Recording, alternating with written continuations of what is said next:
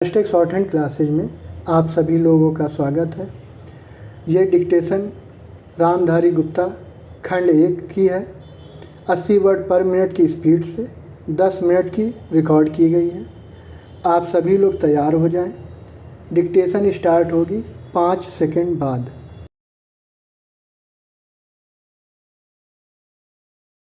अध्यक्ष महोदय, 10वीं पंचवर्षीय योजना पर विचार करते समय सदन के दोनों पक्षों के सदस्यों ने जो महत्वपूर्ण प्रश्न उठाए हैं उन पर विचार किया जाना बहुत आवश्यक है।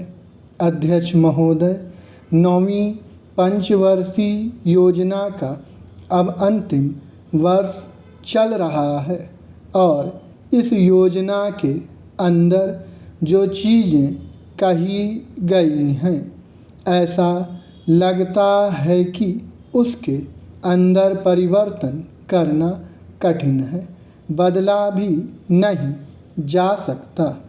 पैरा। अध्यक्ष महोदय, कुछ चीज़ें की जा सकती हैं, उसके अंदर आज भी कुल कितना खर्च है यह तय नहीं किया गया, केवल कटौती ही निश्चित की गई है। शुरू में मैं यह कहना चाहता हूँ कि यहाँ पर कुछ सदस्यों ने जो यह प्रश्न उठाया था कि इस पंचवर्षीय योजना का आशय कुछ सरकारी पक्ष से भी बताया है। इसके अंदर कमियां हैं और बहुत सी कमियां हैं जिनके ऊपर मैं यहाँ कुछ दोषारोपण नहीं करना चाहता हूँ। मैं चाहता भी हूँ कि इस तरह से प्रश्न न उठाए जाएं तो ज़्यादा अच्छा है। यह योजना सरकार ने बनाई है।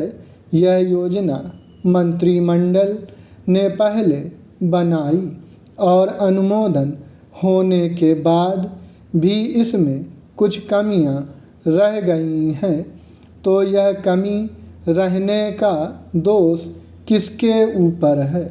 मैं समझता हूँ सदन के सभी सदस्य इसको जानते हैं। पैरा। बहुत से लोगों ने दिल्ली के प्रश्न उठाए जो दिल्ली के साथ अन्याय किया गया है, तो मैं समझता हूँ इस बारे में सब आवाज़ उठाएं। इस बात की आज ज़्यादा ज़रूरत है। मैं यह कहना चाहता हूँ भारत सरकार से या जिन्होंने ये सारी योजनाएं बनाई, उन्होंने वास्तव में यहाँ के साथ बड़ा बुरा किया, यहाँ के साथ अन्याय किया, क्योंकि उन्होंने इस पंचवर्षीय योजना को बनाते समय ध्यान नहीं दिया कि क्या योजना बना रहे हैं, गलत बना रहे हैं या सही बना रहे हैं, इनसे क्या लाभ हानि होगा, इन सब बातों पर उन्होंने विचार नहीं किया। तो मैं समझता हूँ ऐसी परिस्थितियों के अंदर यह बात ठीक नहीं है।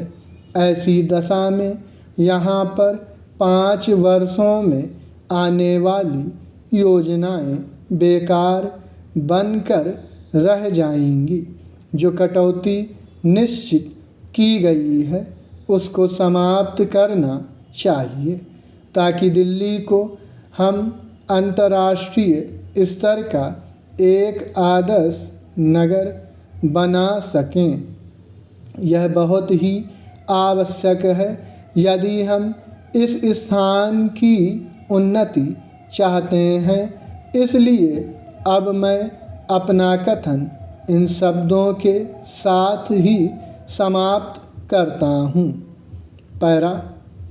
अध्यक्ष महोदय, आपने मुझे 10वीं पंचवर्षीय योजना पर बोलने का अवसर दिया, इसके लिए मैं आपका आभारी हूँ। आपने मुझे कम समय दिया, इसके लिए भी आभारी हूँ। अभी मेरे से पूर्व कुछ सदस्यों ने हम पर यह आरोप भी लगाया कि हम योजना में विश्वास नहीं रखते। उन्होंने तो यह भी कहा कि हमारे चुनाव घोषणा पत्र में भी उनको इस बारे में कुछ नज़र नहीं आया। मैं इस बारे में यह निवेदन करना चाहता हूँ कि उन्होंने कोई दूसरा घोषणा पत्र देखा, गलत घोषणा पत्र पढ़ा और उसी को हमारा घोषणा पत्र समझ बैठे। लेकिन मैं यह कहना चाहता हूँ कि हमारा घोषणा पत्र इस समय मेरे पास है। इस घोषणा पत्र में हमारी घोषणा में योजना के बारे में स्पष्ट रूप से कहा गया है कि हम योजना पर विश्वास रखते हैं, लेकिन ऐसी योजना पर विश्वास नहीं रखते जो जनता के दुखों को दूर नहीं कर सकती, जो जनता के कष्ट दूर नहीं कर सकती। आज तक जितनी भी योजनाएं बनाई गई हैं, जिन्हें हम पहली पंचवर्षीय योजना, दूसरी पंचवर्षीय योजना और 10वीं पंचवर्षीय योजना आदि कहते हैं, और उन योजनाओं में हमने जो कुछ निर्धारित किया उनसे हम जनता के दुखों को दूर नहीं कर सके और जनता के कष्ट दूर नहीं हुए। इन योजनाओं के परिणाम भी हमारे सामने हैं। बड़े बड़े अनुभवी बैठे, उन्होंने योजनाएं बनाई, लेकिन योजनाएं ठीक प्रकार से कार्यान्वित नहीं की गईं। उन योजनाओं में काफ़ी दोष थे, जिसके कारण ये योजनाएं लोगों के दुखों को दूर नहीं कर सकीं। लोग दुखी ही रहे। पैरा। मैं यहाँ पर कहना चाहता हूँ कि जो हमारी योजना थी उसका परिणाम क्या निकला। उसका परिणाम यही निकला कि हमें रुपए का मूल्य कम करना पड़ा। जो योजना होती है वह राष्ट्र धन को ऊंचा करने के लिए बनाई जाती है, लेकिन हमारे सामने आंकड़े हैं। इसका परिणाम हमारे सामने है। हमने अब तक 9 पंचवर्षीय योजनाएं कार्यान्वित की हैं, लेकिन हमारी प्रति व्यक्ति आय में और जीवन स्तर में अपेक्षित वृद्धि नहीं हुई है। यह दुख की बात है।